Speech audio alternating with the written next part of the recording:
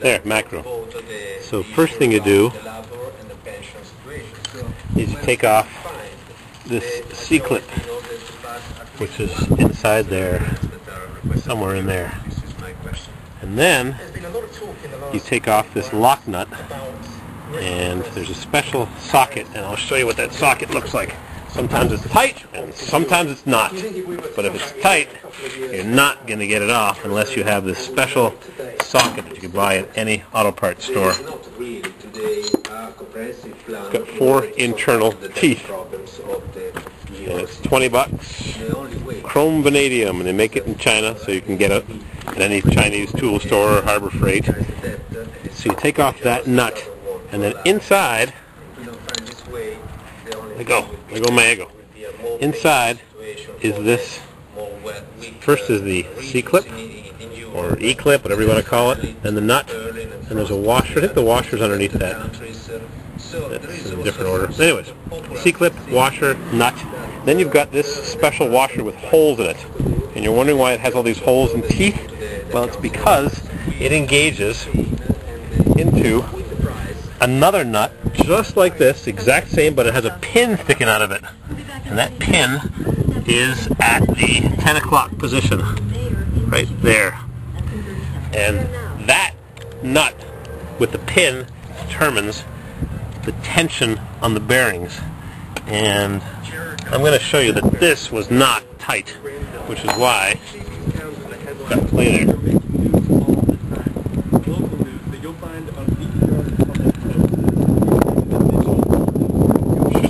There, because that bearing should be held tighter with this internal nut with the pin sticking out of it.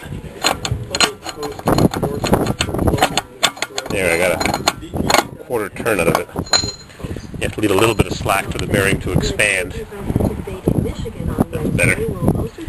So I'll take out that special first nut, and they're easily confused. Easily confused. I'm going to set this camera on the bucket so I can use 2 hands and do my job. Right there.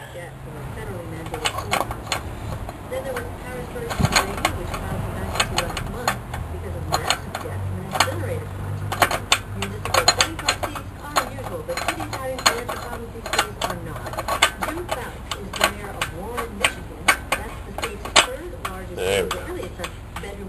15 miles outside of struggling Detroit. Financial analysts say towns like Warren rely too much on the auto industry, but Mayor Fouts fiercely supports them. He is a registered independent who voted in 2008 for John McCain in the primary. I'll show you the difference between the internal nut and the external nut. Similar as they look, they are not the same. And there's the bearing.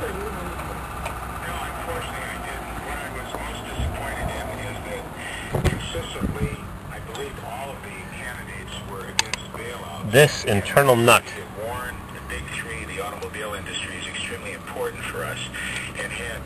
has that pin right there, and very often that pin is mangled off, but you can save it by just taking a drift and pushing it through from the other side.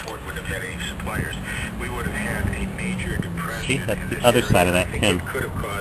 And all you have to do if that pin is busted off, which it is because people don't realize how this system works. It's real simple, but if you don't know how it works. So you make sure that the bearings are in good shape. Seen better. A little bit of coloring to it. There's probably a specification in the manual of how tight to make it. I just usually make it tight, and then I back off a tiny bit, 1 tooth. But this nut goes in first with that pin sticking out. See that pin? Then you put that washer on, and you index it so the washer hole locks that pin from turning with those teeth. Just like this. See, that pin goes into one of the holes, and the holes are oriented however they're oriented. And it's kind of tricky. You've got to use 2 magnets right there to stick that washer in and make sure that it engages. It's tricky. You can't orient this. This is oriented by the 4 teeth that engage in the hub. Got to get that pin screw that washer. And once you got it in place and you see that washer pop through, you tighten it down with this nut. And you make that nut tight. And it holds this washer in place and stops that nut on the inside from turning. Then you put this washer on and you put the C-clip on the axle. And you'll have to figure out some of this yourself, because I can't show you everything. Life's a bitch. You got to learn the hard way sometimes, like losing a wheel. And this wheel rotates counterclockwise, so if that is not installed properly, this wheel will unscrew the nut and you will lose the wheel. On the other side it turns the other way, so it'll tighten. You won't lose it. What am I doing now? I gotta figure out what my next step is. I'm too busy blabbing on this video. I'll take some pictures and I'll put them on the video, so you'll see the distinction of that pin more carefully.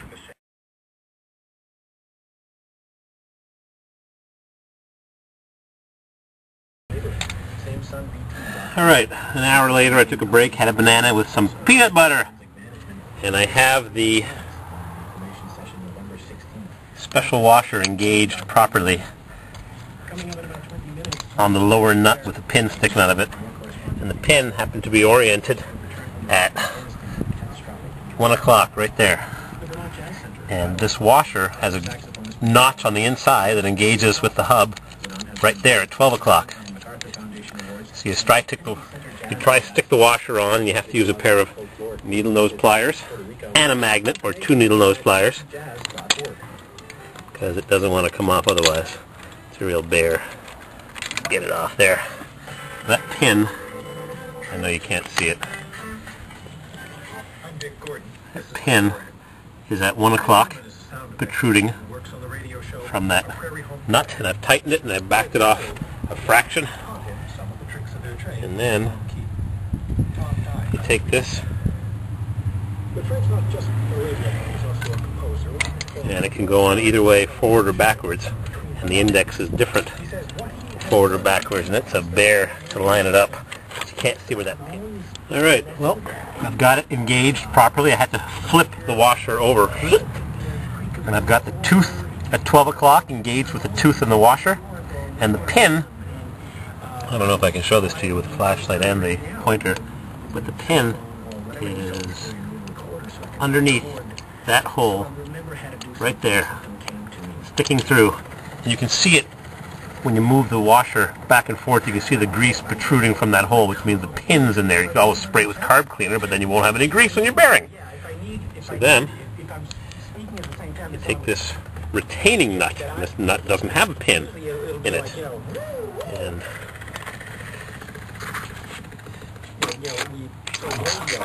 try and thread it on with the magnet. I use a socket, then you wouldn't see anything because the socket's huge and dark.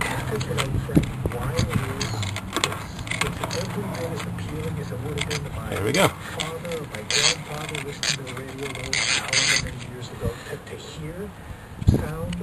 So now this washer pushes, this nut rather, pushes the washer against that pin, which is holding the bearing on the inside.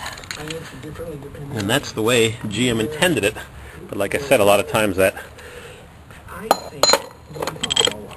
pinned nut gets stuck on the outside and the pin gets busted off, but you can salvage it because it's a drift.